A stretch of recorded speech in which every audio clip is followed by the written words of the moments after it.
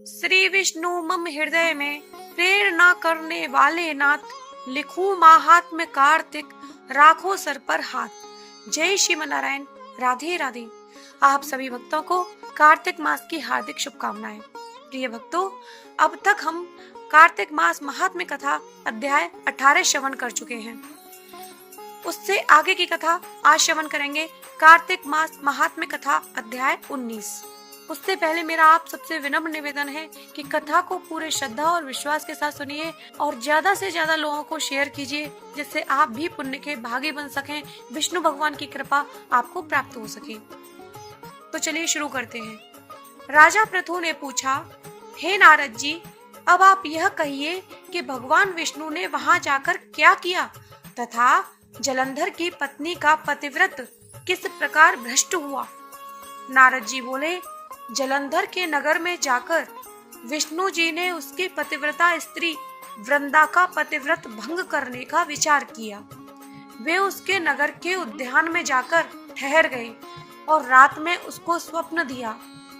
वह भगवान विष्णु की माया और विचित्र कार्य पद्धति थी और उनकी माया द्वारा जब वृंदा ने रात में वह स्वप्न देखा कि उसका पति नग्न होकर सिर पर तेल लगाए महिष पर चढ़ा है, वह काले रंग के फूलों की माला पहने हुए है तथा उसके चारों ओर हिंसक जीव हैं। वह सिर मुड़ाए हुए अंधकार में दक्षिण दिशा की ओर जा रहा है। उसने नगर को अपने साथ समुद्र में डूबा हुआ इत्यादि बहुत से स्वप्न देखे। तत्काल ही वह स्वप्न का विचार करने लगी। इतने में उसने सूर्य देव को उदय होते हुए देखा तो सूर्य में उसे एक छिद्र दिखाई दिया। वह कांतिहीन था। इससे उसने अनिष्ट जाना और वह भयभीत हो रोती हुई छज्जे, अटारी तथा भूमि कहीं भी शांति को प्राप्त न हुई। फिर अपनी 2 सखियों के साथ उपवन में गई। वहां भी उसे शांति नहीं मिली। फिर वह जंगल में निकल गई। वहां उसने सिंह के समान 2 भयंकर राक्षसों को देखा, जिससे वह भयभीत होकर भागने लगी। उसी क्षण उसके समक्ष अपने शिष्यों सहित शांत मौनी तपस्वी वहां आ गया। भयभीत वृंदा उसके गले में अपना हाथ डालकर उससे रक्षा की याचना करने लगी। मुनि ने अपनी एक ही हुंकार से उन राक्षसों को भगा दिया। वृंदा को आश्चर्य हुआ तथा वह भय से मुक्त हो मुनिनाथ को हाथ जोड़कर प्रणाम करने लगी। फिर उसने मुनि से अपने पति के संबंध में उसकी कुशल क्षेम का प्रश्न किया। उसी समय 2 वानर मुनि के समक्ष आकर हाथ जोड़कर खड़े हो गए और ज्यों ही मुनि ने भ्रकुटी संकेत किया, त्यों ही वे उड़कर आकाश मार्ग से चले गए। फिर जलंधर का सिर और धड़ लिए मुनि के आगे आ गए।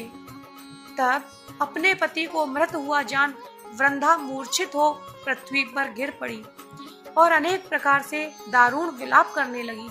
तत्पश्चात उस मुनि से कहा, हे कृपानिधे, आप मेरे इस पति को जीवित कर दीजिए। पतिव्रता दैत्य पत्नी ऐसा कहकर दुखी श्वासों को छोड़कर मुनीश्वर के चरणों में गिर पड़ी। तब मुनीश्वर ने कहा, यह शिव जी द्वारा युद्ध में मारा गया है, जीवित नहीं हो सकता, क्योंकि जिसे भगवान शिव मार देते हैं वह कभी जीवित नहीं हो सकता, परंतु शरणागत की रक्षा करना सनातन धर्म है। इसी कारण कृपा कर मैं इसे जिलाए देता हूँ। नारद जी ने आगे कहा कि वह मुनि साक्षात विष्णु ही थे, जिन्होंने यह सब माया फैला रखी थी। वह वृंदा के पति को जीवित करके अंतर्ध्यान हो गए। जलंधर ने उठकर वृंदा को आलिंगन किया और मुख चूमा। वृंदा भी पति को जीवित हुआ देखकर अत्यंत हर्षित हुई और अब तक हुई सब बातों को स्वप्न समझा। तत्पश्चात वृंदा सकाम हो बहुत दिनों तक अपने पति के साथ विहार करती रही। एक बार सुरत एवं संभोग काल के अंत में उन्हीं विष्णु को देखकर उन्हें ताड़ित करती हुई बोली, हे पराई स्त्री से गमन करने वाले विष्णु, तुम्हारे शील को धिक्कार है। मैंने जान लिया है कि मायावी तपस्वी तुम ही थे। इस प्रकार कहकर कुपित पतिव्रता वृंदा ने अपने तेज को प्रकट करते हुए भगवान विष्णु को शाप दे दिया कि तुमने माया से 2 राक्षस मुझे दिखाए थे, वही दोनों राक्षस किसी समय तुम्हारी स्त्री को लाकर हरण करेंगे। सर्पेश्वर जो तुम्हारा शिष्य बना है, यह भी तुम्हारा साथी रहेगा। जब तुम अपनी स्त्री के विरह में दुखी होकर विचरोगे, उस समय वानर ही तुम्हारी सहायता करेंगे। ऐसा कहती हुई पतिव्रता वृंदा अग्नि में प्रवेश कर गई। ब्रह्मा आदि देवता आकाश से उसका प्रवेश देखते रहे। वृंदा के शरीर का तेज पार्वती के शरीर में चला गया। पतिव्रत के प्रभाव से वृंदा ने मुक्ति प्राप्त की। बोलिए तुलसी माता की जय, विष्णु भगवान की जय।